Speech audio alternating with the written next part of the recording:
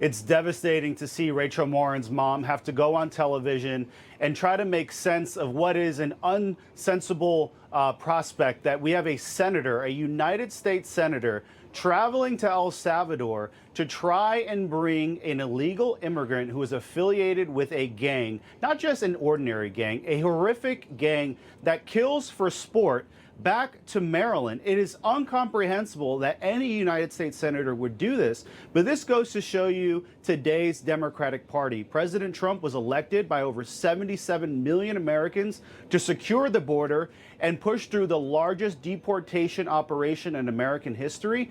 Any Democrat, any media organization pushing against the president's will and the American people's will on this issue, it's not just bad politics, it's absolutely abhorrent.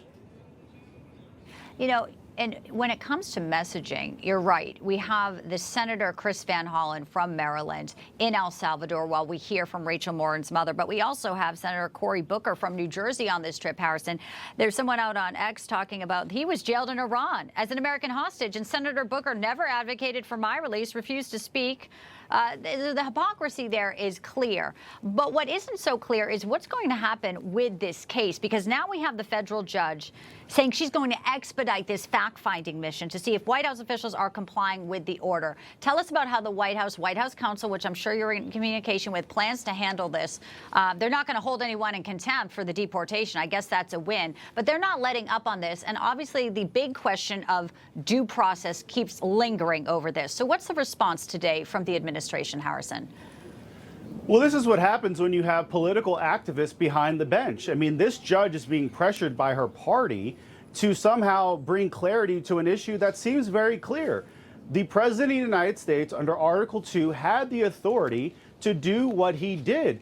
Listen, this is a person that is an illegal immigrant, not just a gang member. He should have never been here in the country to begin with. In 2019, there was a deportation order signed for him to get kicked out of the country. So the standard is very clear. El Salvador's president said they have no intentions on bringing this person back. It would be outrageous for the United States to just start demanding and plucking citizens of other countries out from their country to bring them back to the United States. Like, what world are we living in where the United States now is in charge of pulling people out of countries to bring them here? It makes no sense.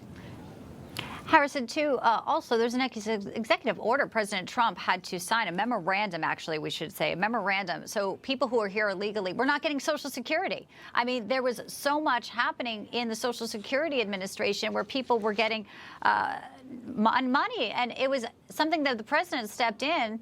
And obviously that shows how many people are here illegally, just grifting off the system. Your reaction to the president doing that just yesterday here?